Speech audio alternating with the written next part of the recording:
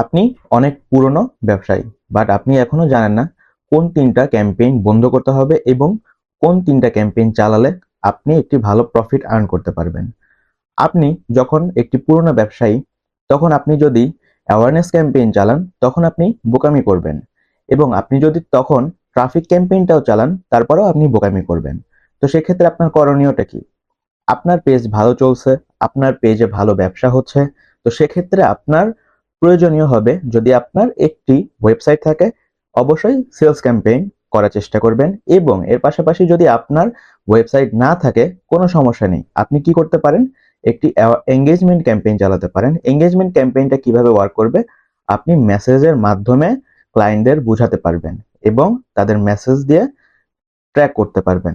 যাদের পণ্য দরকার তাদেরকে বিক্রি করতে পারবেন। তো এই ক্যাম্পেইনগুলো যদি আপনি সঠিকভাবে চালাতে পারেন, আপনার ব্যবসায় প্রফিট অবশ্যই আসবে। এবং আমি আবার বলে দিচ্ছি যে আপনি কোন কোন ক্যাম্পেইনগুলো বন্ধ করে রাখবেন। এক হচ্ছে engagement campaign, awareness campaign, traffic campaign. এইগুলো আপনি যদি বন্ধ করে রাখতে পারেন, তাহলে আপনার প্রফিট আসবে।